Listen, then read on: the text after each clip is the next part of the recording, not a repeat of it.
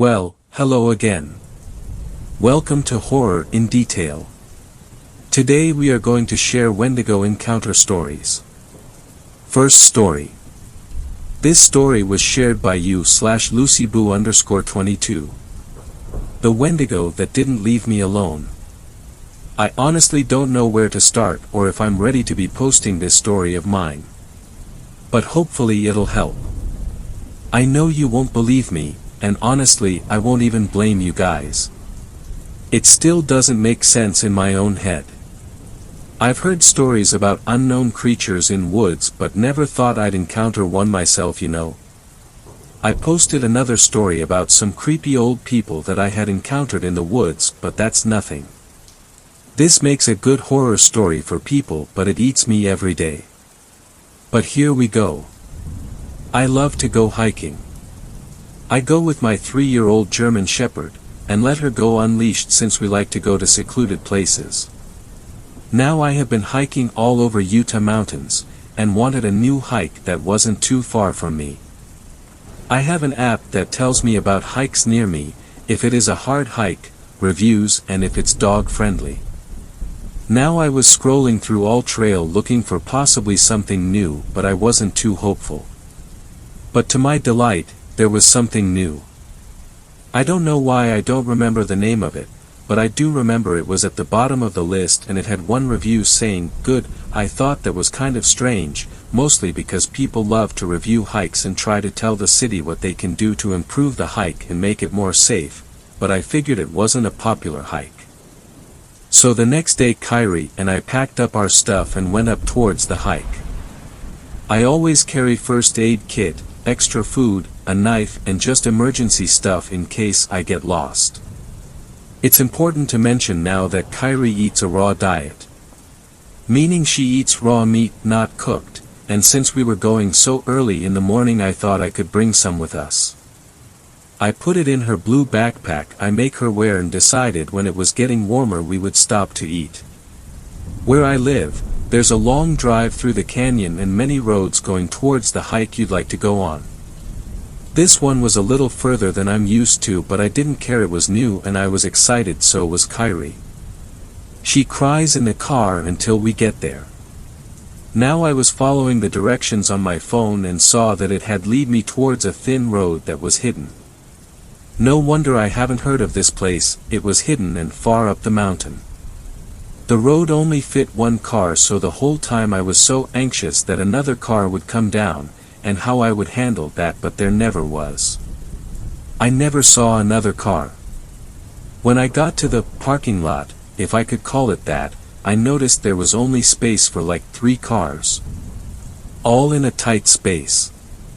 It was small, so I decided to park my car with the front facing towards the road. I thought maybe it was private property, checked the app, but it didn't say anything about private property. I shrugged it off, got Kyrie out, prepared us, and saw the trail. Now even though I knew there wasn't anyone parked there, I kept Kyrie on a leash. I didn't know if there were bikers along the trail, but after 30 minutes or so I didn't see anyone. I decided to let her off leash. It was a steep hike for the first half, but it was beautiful. We were deep in the woods, and I felt at peace. I used to wear headphones when I hiked but didn't anymore, so I was enjoying the natural sounds of the forest.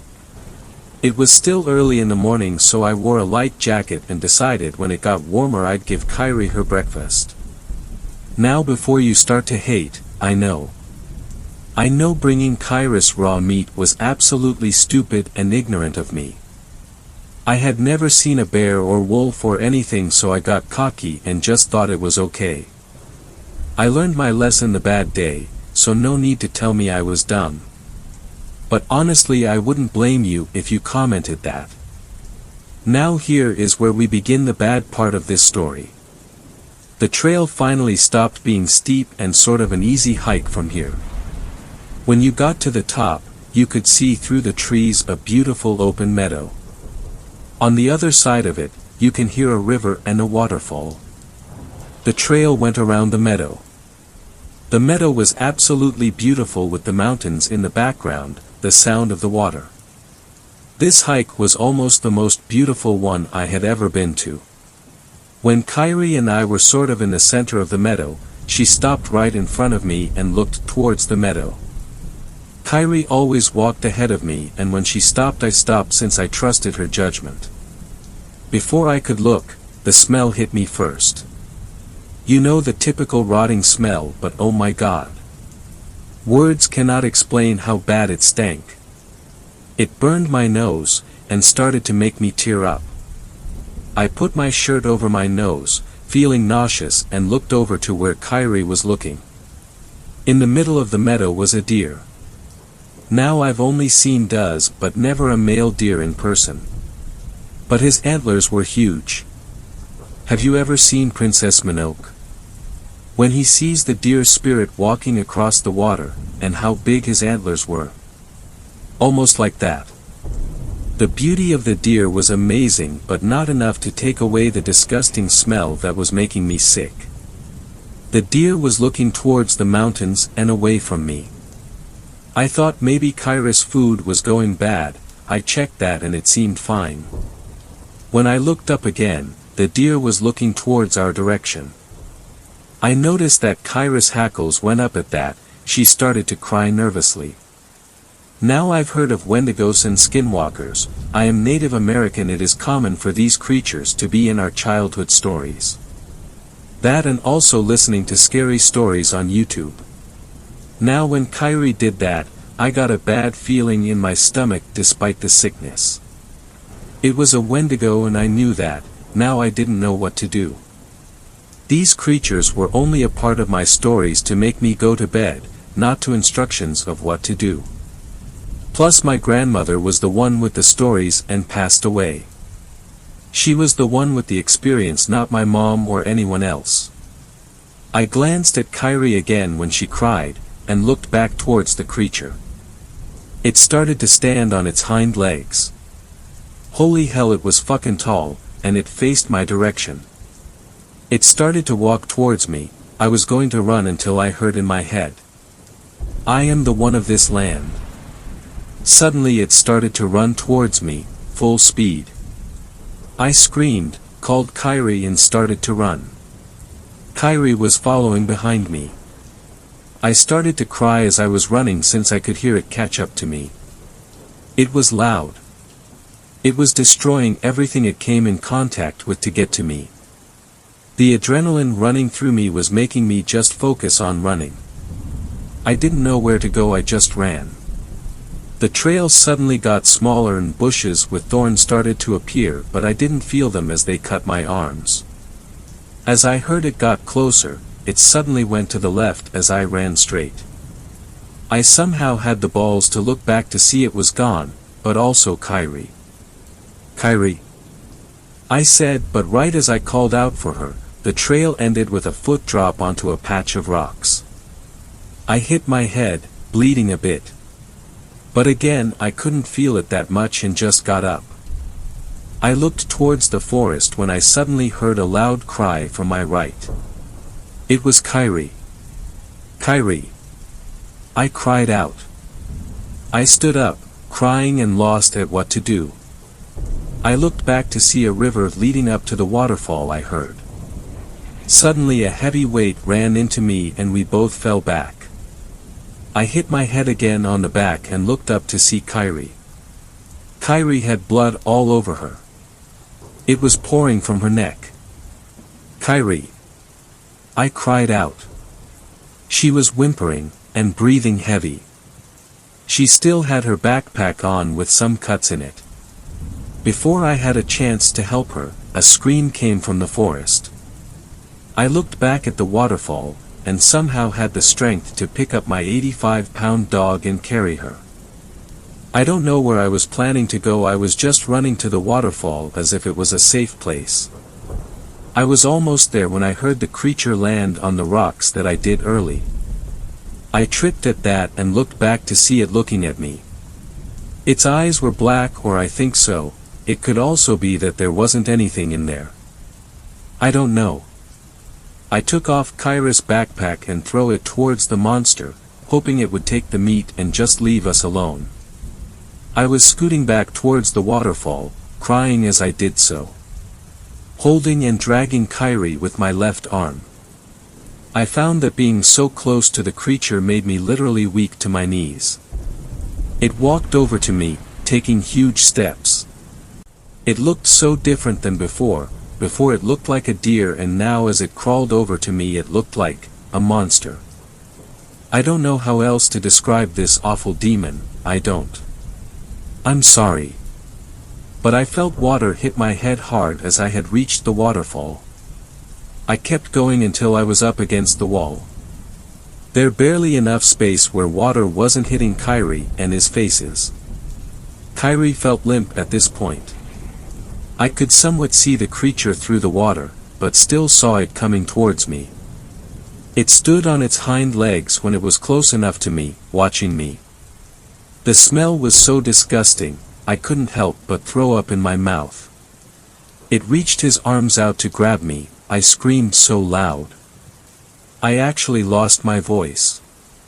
After I let out that scream, another scream came from the deep forest. The creature snapped its head almost completely backward, looking towards the scream. The scream sounded like the one this one had let out earlier.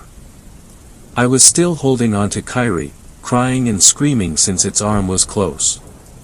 It looked back to me, pulling its arm away, and again said in my mind, "I am the one of this land." With that, it took steps back watching me and went down the river bank. It crawled on all fours, stopping next to Kyrie's backpack.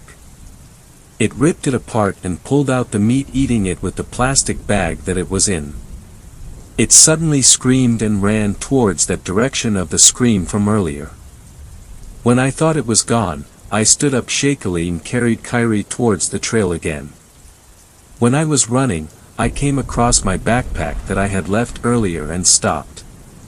It was ripped apart, so I took off my jacket and wrapped it around Kyrie's neck where she was bleeding a lot. After that, I barely remember. All I remember is carrying Kyrie and driving down, screaming the whole way towards the emergency vet. They asked us what happened and I told them it was a bear. They called the ambulance since I had blood all over me and they couldn't tell if it was mine or Kyrie's. Kyrie made it through surgery and had to have some stitches on her, along with a pad. It didn't really heal and a huge bump grew on there. It had been infected but eventually got better. She also had a bite mark on the top of her left eye, but that healed much better. They pulled out a 4-inch tooth. I don't have it because I couldn't even look at it, but they declared it from a bear.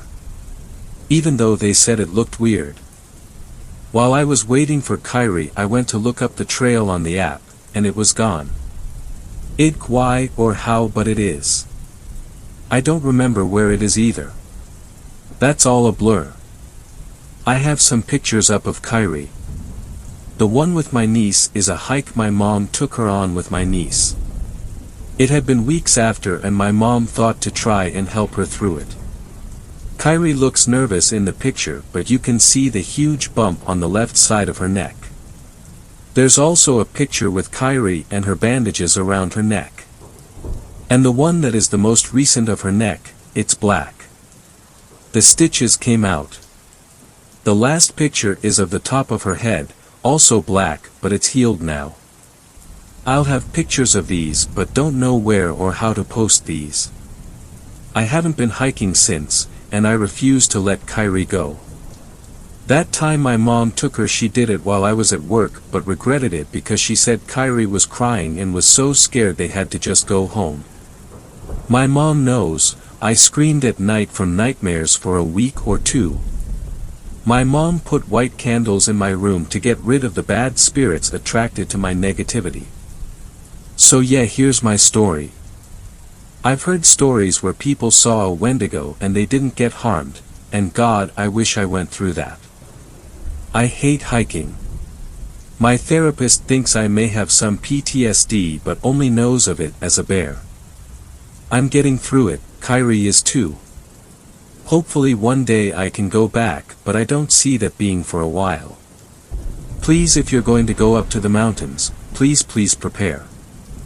Mother Nature is not only unpredictable but has things in there that just don't make sense in our heads. So please be safe. I say that with serious sincerity. If there's any other subreddits I can post this to, I would love to know, so I can share my story and maybe help others out there. Second story. This story was shared by u/northcoast10. I think I encountered a Wendigo. My wife and I have been running the rat race for years, with a family, a house in the city, 2 dogs, a cat, the stereotypical American dream. But the city took its toll, the neighborhood got worse, the crime rose, and we found ourselves looking for a way out. Our opportunity came when I was offered a new job out of state. It was a great career move, but we didn't want to move to a new city just to have the same problems again. So we started looking around and found a great mountain community about an hour and a half from the job, and a great ranch-style house with a big back porch, windows everywhere, and a lot of property. The backyard has a big grassy area, and a creek that cuts the property in half, then acres of woods beyond. It's huge. The house is more than twice the size of our house in the city, it's all updated, and has no neighbors within a mile. It's a radical change from the life we lived in the city, but best of all, it was less than half of what we were paying for our old house. The house was a foreclosure, and when we asked the listing agent about it, she simply said the old family had abandoned the property. We really didn't think anything of it.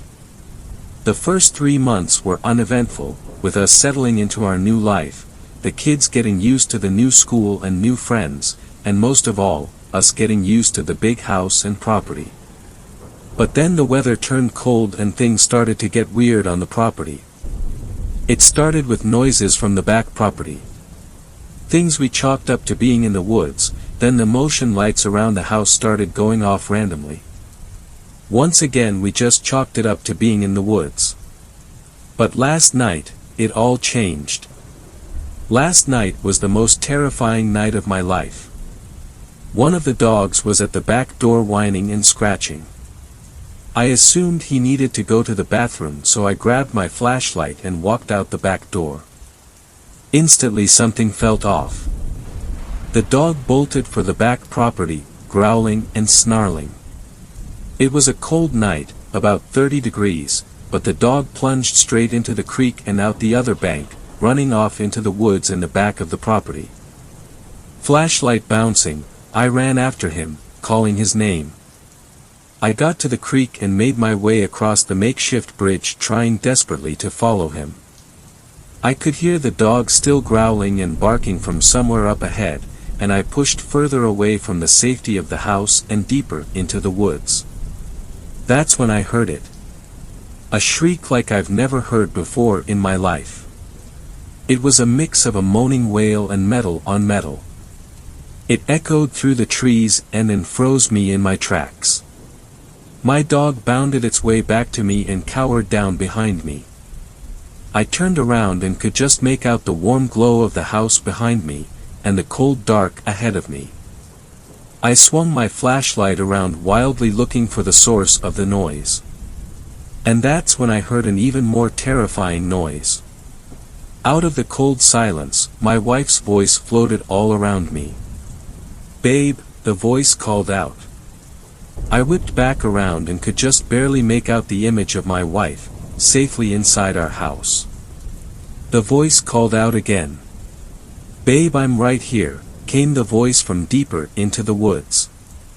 Then came another voice, just as clear as the other. It was my dad's voice. "Come out here," it called. I swung the flashlight around again and this time caught the briefest glint of light bouncing off of eyes. The creature was in my beam of light for barely a second, but it was tall, maybe 6 feet, and ashen white. It had long spindly fingers that grasped the trunk of a pine tree, and then it was gone. I turned back and ran towards the house. I ran headlong into the icy creek and stumbled. My dog ran past me, making it back to the yard and up to the porch. I dug my hands into the freezing, muddy bank and pulled myself out, not stopping to look back. When I reached the porch, I scrambled inside. My wife ran over to me, asking what had happened. I just shook my head. I'm not certain myself what happened. I had a growing sense of dread tonight as the sun began to fall. We kept the dogs inside, and I haven't dared to look out the back. But as I sit here typing, one by one, my motion lights in the backyard keep going on. Third story. This story was shared by you/darkkarma_1994. Central Michigan Camping Horror. I have always loved camping. There is something about being out in a tent away from electronics and everyday life that gives me a sort of reminder that I'm not totally dependent on civilization and phones to survive. I know that not bringing my phone is where I made my biggest mistake, but hey. It's Michigan. We don't have scary predators here that cause me to worry, and I knew these particular woods very well. Never experienced anything bad before, so I figured it was as safe of a place to be. It was my younger brother Todd, my sister Amy and her husband Don and me. All of us agreed no phones, just tents, beer and a relaxing time away from life. Well, I thought it was going to be relaxing. You can choose to believe what you will, but this did happen and my life is never going to be the same. We all rode together in my sister's van and parked at the site we used to party at as teenagers. Even camped here a few times, but had about 5 more people with us. Ugh. The spider spot, really? Amy complained. When we first found this spot years before, there was an old stump that was littered with wolf spiders. We burned it to the ground after waking up to big nasty spiders all over us after a night of drinking. So we named it the spider spot. Come on, that stump's gone, besides it's only a quarter-mile walk and my feet have been killing me from work. Todd sighed. We all grabbed our shit and started walking the 10 to 15 minute walk, looking forward to the fire and, of course, beer. The worst part of the walk was the damn broken branches that seemed to jump out just to stab your face and break off. After we finally got there, we did the usual, setting tents up and grabbed firewood, so the rest of the night would be filled with beer, laughter, then bed after about 25 creepy nighttime pissing trips. It must have been around 1:30 a.m. when things started getting weird. Hey, did you guys hear that? Don asked, shushing everyone. We sat quietly and after a few seconds heard the unmistakable sound of laughter. Just some other campers, man, probably doing the same thing we are. I answered with a laugh. Without warning, Todd shouted loudly to the people. Got any more beer? We all laughed and shushed him. We were having a blast and didn't think anything of it. Then we heard running. What the hell, Todd, you pissed them off. Amy started to panic a little. Don't worry, Amy, they are probably drunk just wanting to talk. Don comforted her, but you could see the worried look on his face as the footsteps got closer. My heart was beating out of my chest, thinking we were going to get into a drunken brawl. Got any more beer? It sounded like a weird recording of Todd, only different. What the fuck? All of the hair on my arms stood on end. It really creeped me out. Very funny assholes. Todd shouted. Then more running footsteps, only this time away from our campsite. Must be drunk teenagers messing with us. Amy breathed a sigh of relief. We all kind of nodded and agreed it was time for bed. That was kind of a buzzkill and I think creeped us out a little. Hey, I'm sleeping in your tent, bud. Todd said, kind of with a nervous glance around the darkness. Pussy. I said with a laugh, but was secretly happy not to have to rough it out alone. Once we all were in our tents, it was very quiet. It was the only time I can remember being kind of scared. I must have dozed off because I woke up to Todd shaking me.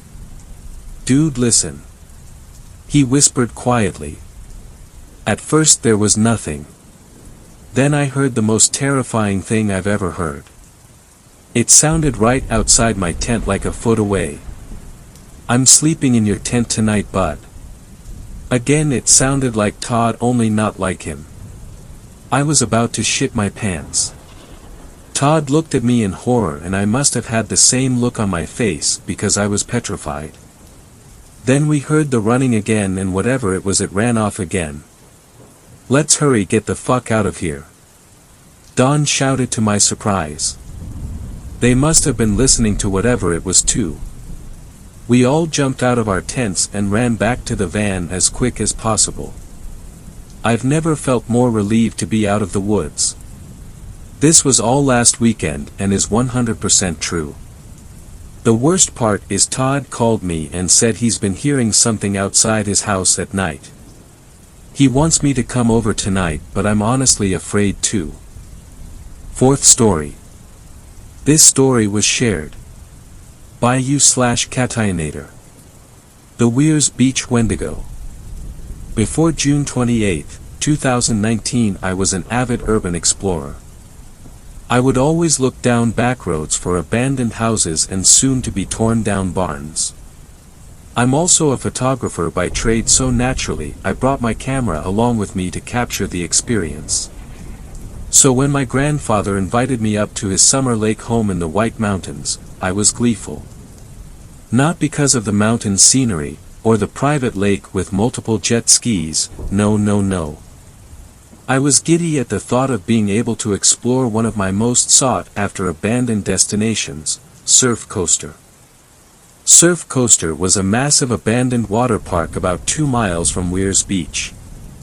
The park covered about 10 square miles and was rumored to be the urban explorer's paradise. I arrived at the nearest public parking lot, a Cumberland Farms, at around 6:40 p.m. I used my GPS to see a topographical satellite view of the large abandoned parking lot of the water park. I was led down a few side streets and back roads until I saw the sign. Hidden among vines and bushes was a blue sign with yellow-tinted bulb lights surrounding it that said Surf Coaster.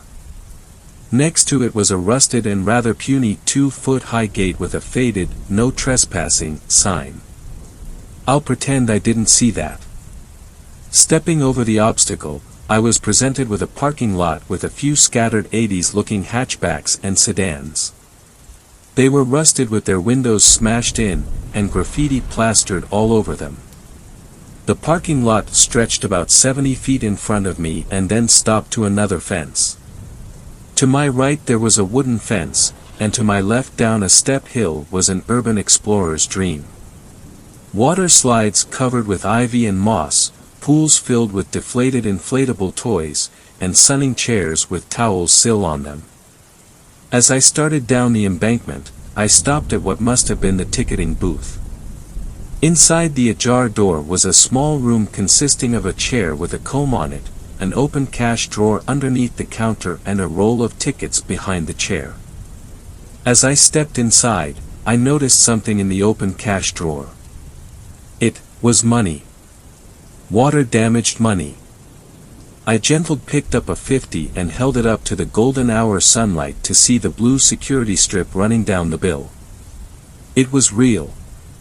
Why in the world would the company leave money at their closed park, I thought to myself. Placing the bill back in the drawer, I continued down the hill.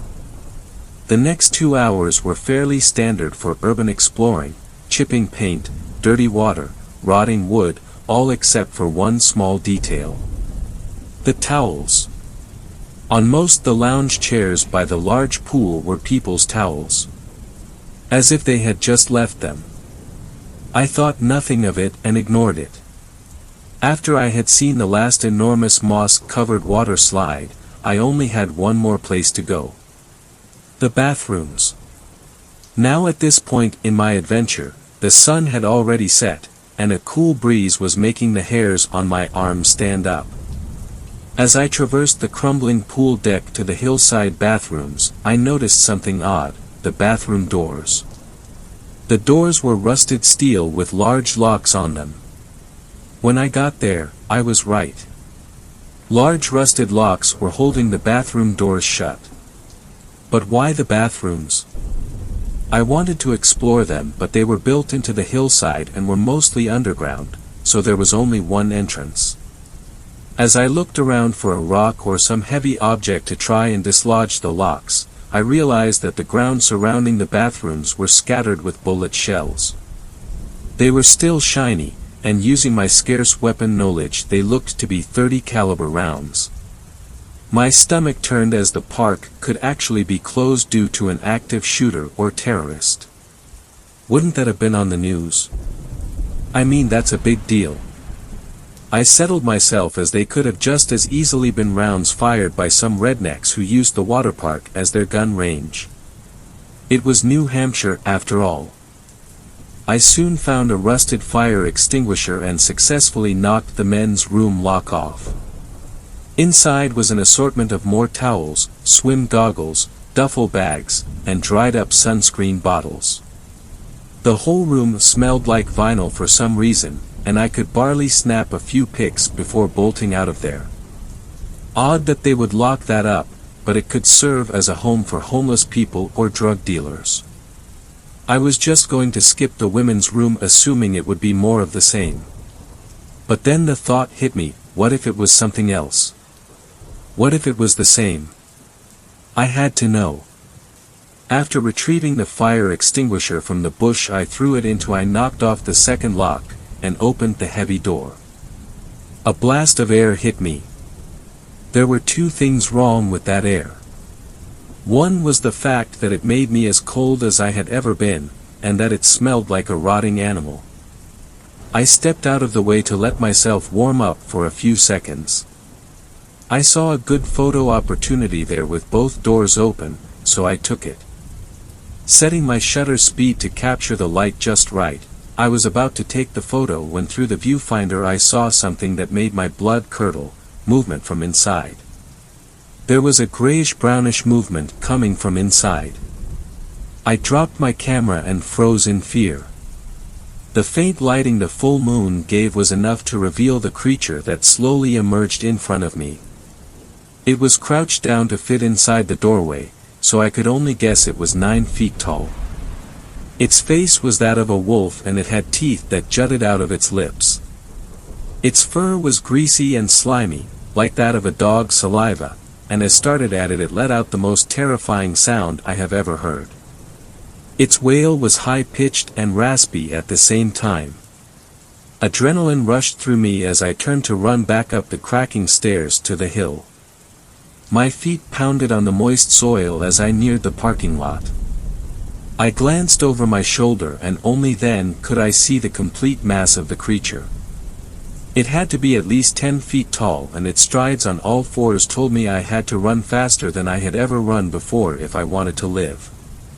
So I did. I ran all the way back to the main road and all the way to the gas station, all while listening to its ear-piercing wails grow farther away. I practically dived in my car and nearly stalled it trying to peel out. I drove the 2-hour journey back to Lincoln with my foot to the floor most of the ways. Even though I'm back in civilization I still don't feel safe, and I regret going there. I also regret dropping my camera. So if anyone wants a Canon 1DX, check the abandoned bathrooms at Surf Coaster, but beware of the Weirs Beach Wendigo. Fifth story. This story was shared by you/radical_vegan. The Wendigo story. A few years ago, 2012 or 2013 I think, since I was still in high school then, I was at a party with some friends, and as the night goes on, maybe 11 to 12 at night, one of my friends and I go outside to have a cigarette. The second we get outside there's just this completely awful, foul smell. Like just blood, vomit, piss, and death all at once. Now this was somewhat the middle of nowhere, so we just figured it was a dead animal and went on with having that cigarette. Less than a minute later we hear something moving in the dark, and sure enough, a deer comes hobbling into the very edge of the porch light. So we just mention, "Ah, how cute," and the like. But then I noticed something. One of its front legs was messed up in some way. And I'm talking like broken in multiple places, messed up. So my friend and I are slightly off-put by this, less than we should have been since drunk, and finish up our cig and go to head inside. However, right as we start to do that, one of the two porch lights goes pop and goes out. So now it's less light outside and this deer is back into the darkness. So, a bit giddily, we both do this like fake scared squeal at each other and turn around to go inside. And that's when we heard it. That undeniable sound of nails on the concrete patio. We both slowly turn around to see this hunched over, rotten coyote doing this very slow, very unnatural crawl towards us. We go from 0-600 paralyzed with fear almost instantly until another one of our friends playfully pulls us through the open door telling us to get back to the party. To this day, I have not experienced anything like that, and it's one of the most horrifying things I've ever experienced. Sixth story. This story was shared by you/Carl B. 1961. I got a job working as a cemetery night watchman. I barely survived one night. In the spring of 2003, I graduated high school and had a scholarship lined up at a nearby community college.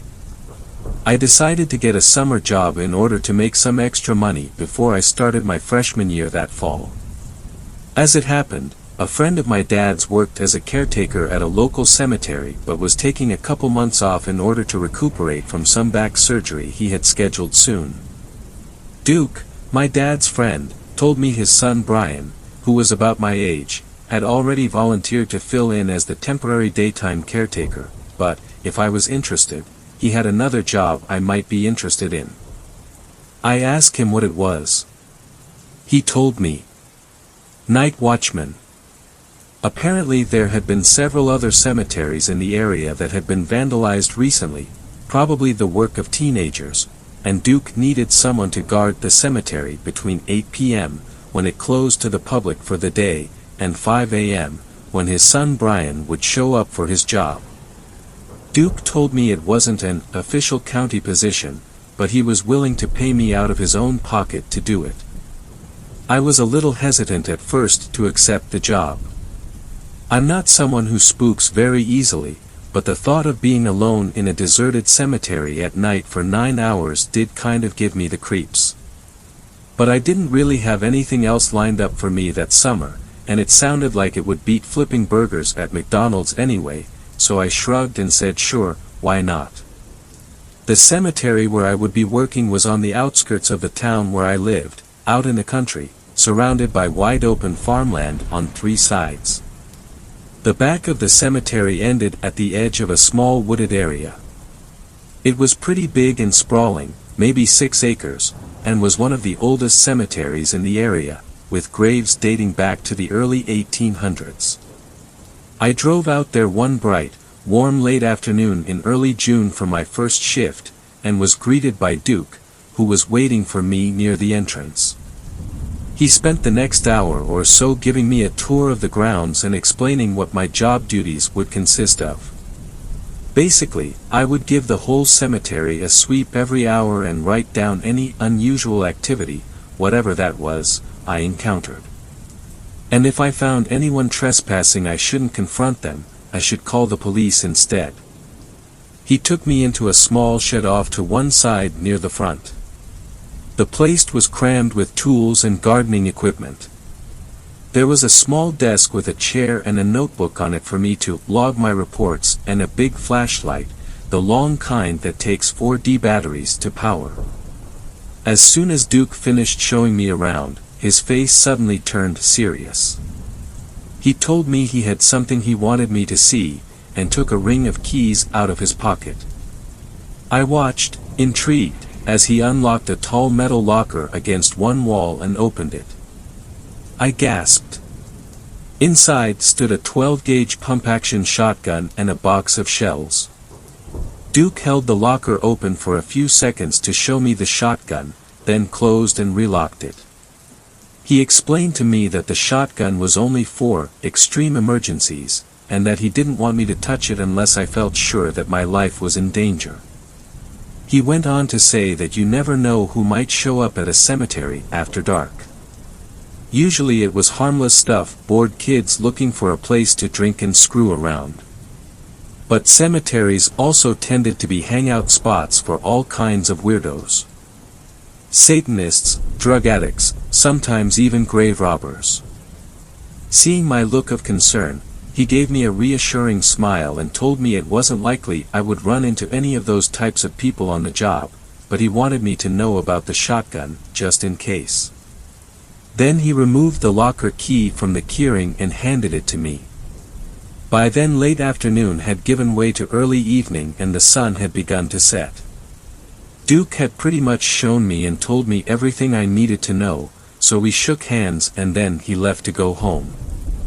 I watched as he got into his pickup truck and drove down the driveway and through the cemetery gate and onto the road, disappearing from sight. I realized suddenly that I was all alone in a deserted cemetery miles from anywhere, and it was starting to get dark. I shuddered in spite of myself. I looked at my watch and saw it was nearly 8 p.m., the start of my first shift. I figured there was maybe an hour of daylight left. I did my first check of the cemetery grounds, beginning at the front, the newer section, and finishing at the rear, the old section. This part of the cemetery was especially creepy. Many of the gravestones were cracked and leaning and eroded by the elements. Several of the plots had a sunken look. Duke had explained to me earlier when giving me the tour that this was caused by the soil settling on top of the old caskets as they deteriorated and collapsed underground. Again, I shuddered at the thought. The back of the cemetery ended at an embankment that sloped down to a shallow creek with the woods beginning on the other side. At the bottom of the embankment was a heap of old, rotting flower bouquets and wreaths from the graves. I figured Duke must dump them there after they began to dry out and fall apart.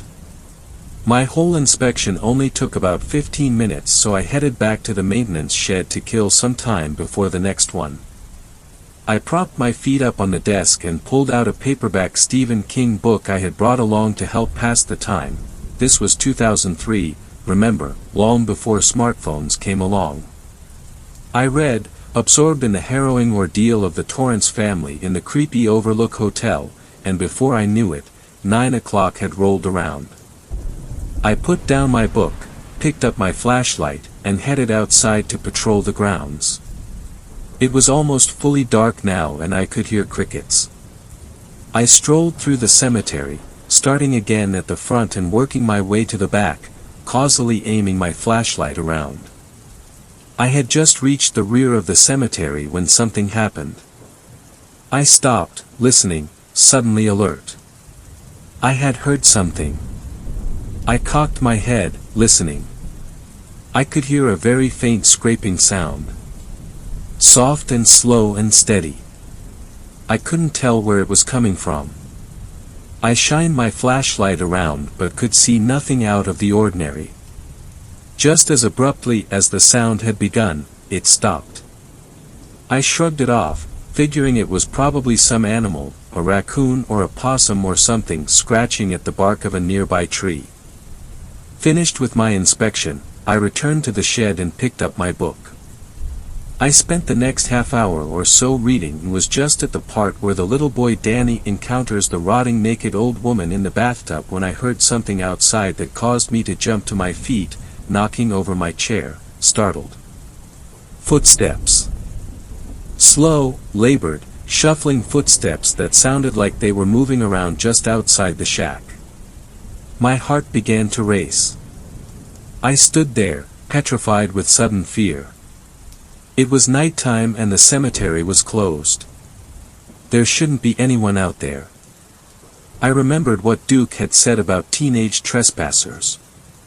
I waited, hardly daring to even breathe, my pulse racing, listening.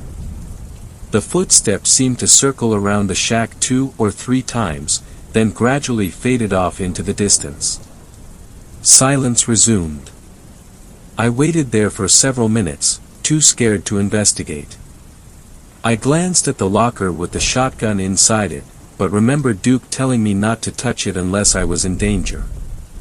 It was probably just some local kids who came to have an underage drinking party, or a teen couple looking for a place to make out. Except the cemetery was 5 miles out of town and I hadn't heard any cars pull up outside. I stood there for the better part of 5 minutes, scared and undecisive. Finally I told myself I was being chicken shit and needed to man up.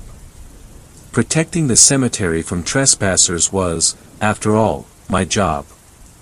It was probably some harmless old drunk or a drifter looking for a place to crash for the night. I summoned my courage, picked up the flashlight, then opened the shed door and stepped outside. It was full dark now, and totally pitch black. Thick dark clouds blotted out the moon and stars and the only illumination came from my flashlight. Cautiously I began a sweep of the cemetery. There was no sign of any intruder and nothing looked out of place, but I could somehow still sense that something was wrong. Different. It took a couple minutes for me to place it. It was quiet. Too quiet. Dead quiet. The crickets had stopped chirping. An unnatural hush had fallen over the cemetery like a blanket. The only sound was my breathing. Besides that, it was as silent as, well, as silent as a grave. I felt like I was being watched. I had read that cliched expression in 1,000 bad horror stories and never believed it before then, but at that moment, alone in the dark in the middle of the night, in that unnaturally silent cemetery, I did. It seemed like I could sense a dozen sets of predatory eyes boring into me, observing my every move, so strong it was almost a physical sensation. I was scared shitless. I stopped in my tracks abruptly, tensing, cocking my head. I had heard something. What was it? I listened. Faintly, I could that same soft, persistent scraping sound from before. I looked around, trying to pinpoint its location and source. It seemed to be coming from directly ahead of me and to my right.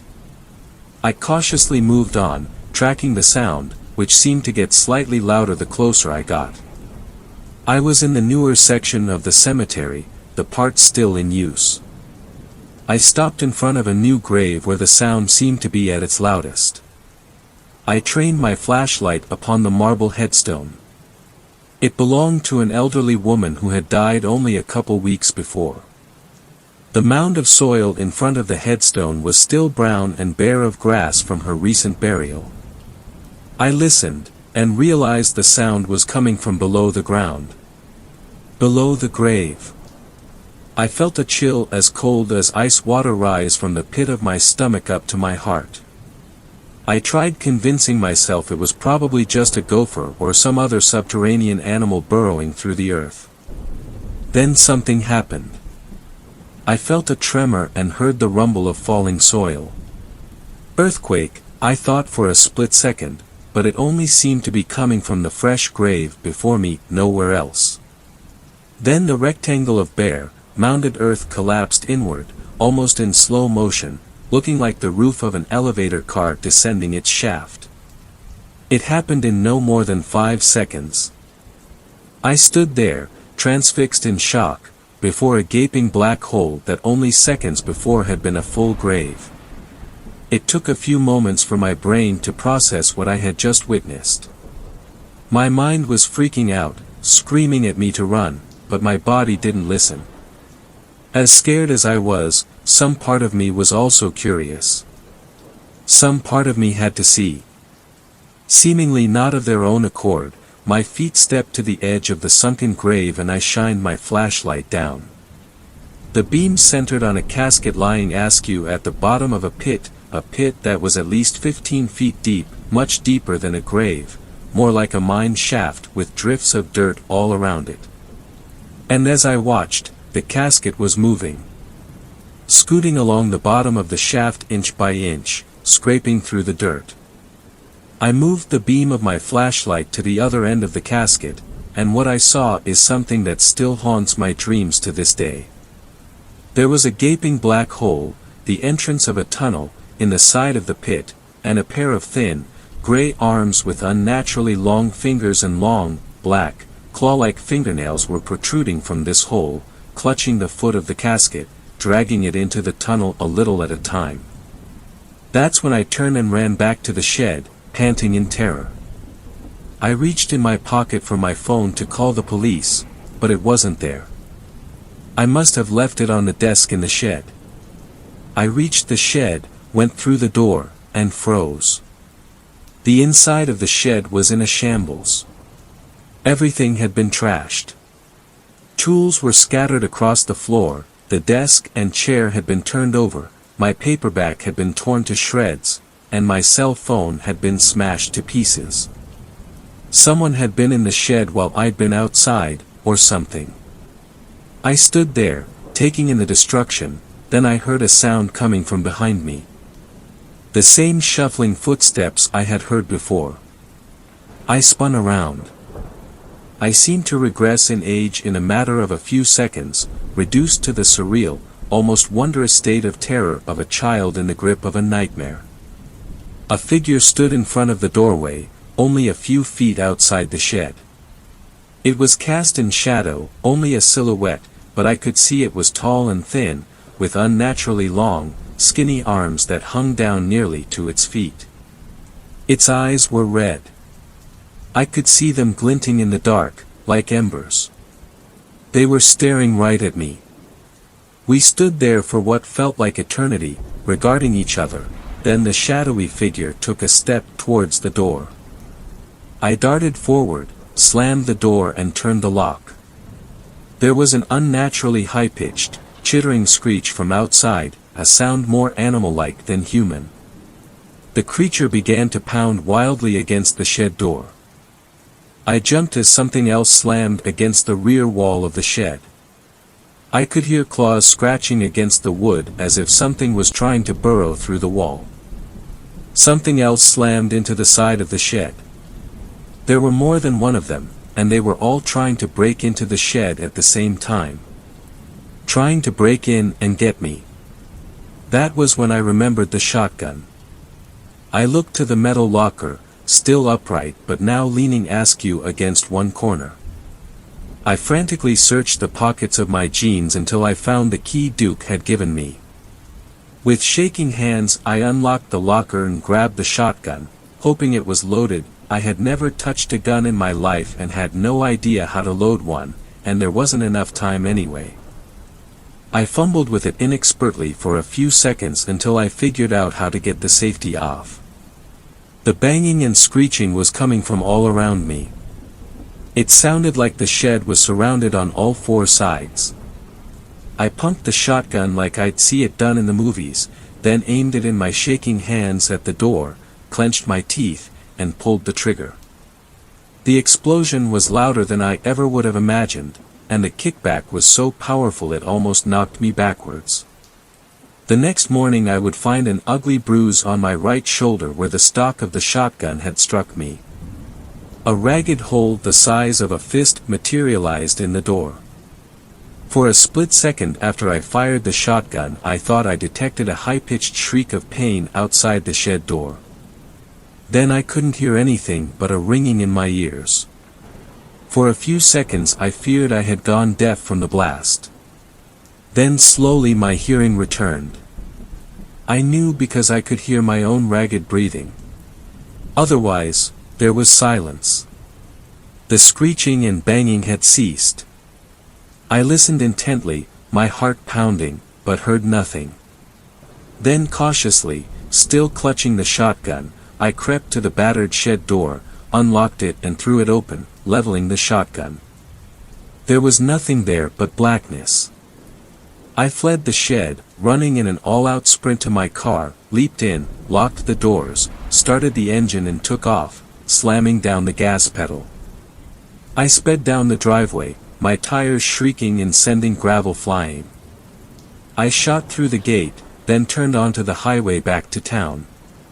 But just before I drove through the gate, I saw, or thought I saw, one last thing in my rearview mirror.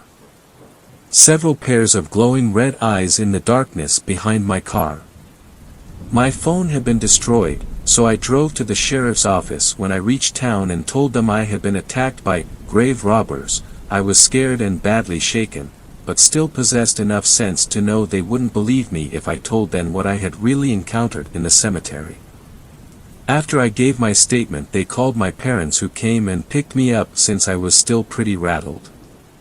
My mom drove me home in their car while my dad followed behind us in mine. I went straight up to my room after we got back and fell into bed, but it was several hours before I managed to fall asleep. The state police came by the next day to ask me some questions, and I told them the same story I had told the sheriff and his deputy. I had been doing my hourly inspection of the grounds and surprised a couple grave robbers who had chased me back to the shed and tried breaking in before I had scared them away with the shotgun Duke had showed me. I hadn't gotten a good look at their faces and couldn't even tell exactly how many there had been. The police didn't seem very satisfied with my answers and looked suspicious. I think they could sense I was holding something back, but they didn't press the matter and left soon after. A couple days later, Duke stopped by the house to see how I was doing. I told him I was okay, but after my experience I probably wouldn't be coming back to work. He seemed to understand and was apologetic about what had happened. He paid me $60 in cash for my single disastrous shift as a cemetery watchman. I noticed that something else seemed to be bothering him. He had a troubled frown on his face and seemed disturbed, maybe even a little scared. I asked him how the police investigation at the cemetery was going. There had been a brief story about it on the local TV news, and if they had found any clues, but he just shrugged and said that so far there wasn't much to go on. Somehow I could sense he was lying. His answer seemed evasive, and I got the feeling he knew more than he was letting on. He left, and that was the last time I ever spoke to him. It took over a week for me to get over my ordeal, but then I was pretty much back to normal. I got a job working part-time at Blockbuster Video, back when that was a thing, for the rest of the summer, and started college that fall. After I graduated in 2007, I got a job in the city, found a decent apartment, married, and had 2 kids. It's been 18 years since that night, and I had mostly put it behind me and forgotten about it, except for the occasional bad dream. Then, last month, something happened. I had taken my family to the rural town where I grew up to visit my parents for the weekend. Just by chance I ran into Brian, Duke's son, while in town getting some groceries. He recognized me from when we had been kids. We had never really been close friends, but had attended the same schools growing up and belonged to some of the same social circles, and invited me to a bar where we reminisced about old times and caught up on each other's lives over a couple beers. His father, Duke, had died peacefully in his sleep 8 years before, and now Brian worked in his dad's position as the cemetery groundskeeper. I asked Brian if the police ever got any leads on whoever it was who had dug up the grave and attacked me that night back in 2003. His mood instantly changed. His face darkened and became guarded. He was silent for some time and seemed to be debating in his head what he should tell me. Finally he leaned in close to me and made me promise I would never tell anyone what he was about to tell me. I promised. Brian explained that the police had inspected the open grave and discovered the tunnel I had seen at the bottom. They had investigated and discovered a whole network of underground tunnels running below the cemetery that looked to have been dug out by hand. Another tunnel entrance had been found partially concealed by undergrowth in the ditch at the bottom of the embankment in the rear of the cemetery. In the center of this subterranean tunnel system had been a large cavern that had been filled with splintered caskets, some dating back over 100 years, and bones, and body parts, some still relatively fresh. The human remains had all shown signs of having been devoured. I felt a chill pass through my body. Brian finished off his beer with a hard swig and set the bottle down with a trembling hand.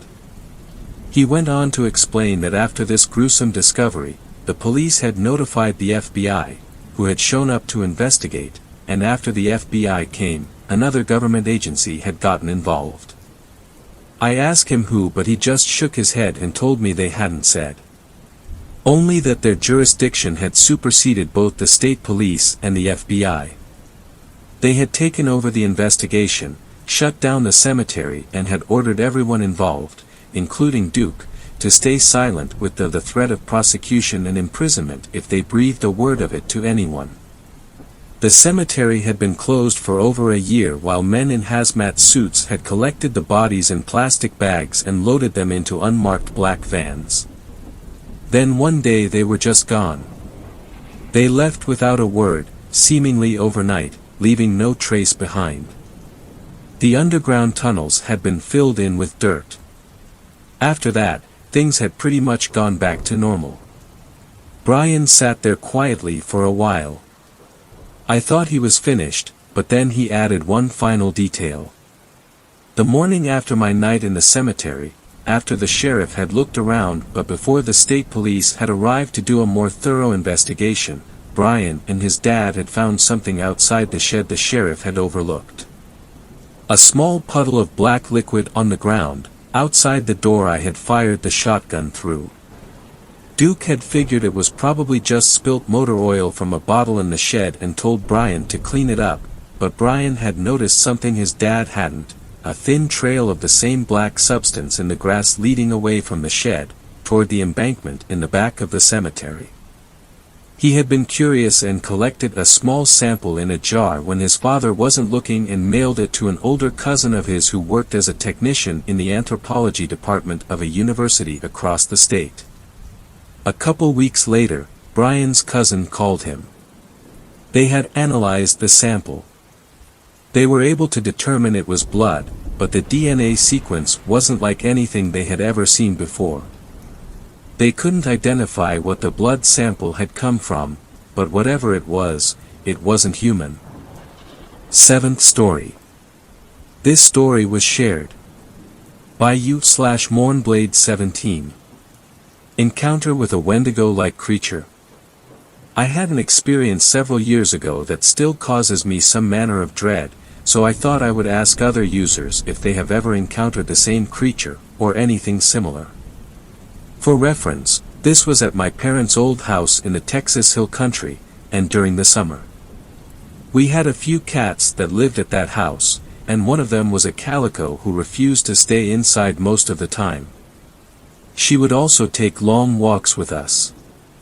There is a creek on that property as well, and while usually we never had any issues while down there, this one time had proven to be quite strange. Topaz the cat was unwilling to cross in her usual spot, and it was eerily quiet. I noticed a little later that she was acting as if something was threatening her, so I looked up, and saw it. This thing had long arms, and it was tall, but I don't remember anything like talons or claws. I do remember antlers, and matted fur, but nothing gaunt or skeletal. And very large, dark eyes, oriented forward like a predator's would be. The weirdest thing about the whole situation was just being entirely overcome with fear and dread, literally to the point of vomiting. I threw up and sprinted back up to the house with my cat, and avoided the creek for ages, though weirdly I felt quite certain that whatever that thing was, it couldn't cross running water. And after a month, it felt like it had gone, and it was safe to go over there again alone. Now as far as I know there is no family history on either side for hallucinations, and even if there were, this would have been my only experience with one my entire life, and it's been almost a full decade since this happened. Mostly I am wondering if anything of this description and presence has been encountered before, especially in Texas. It has bothered me for quite a while, so I am quite curious about what others may make of it. Thanks. Thanks a lot for watching the video till the end. Subscribe to our channel Horror in Detail. Drop your opinions/suggestions in the comment section, and like the video as it helps with the YouTube algorithm.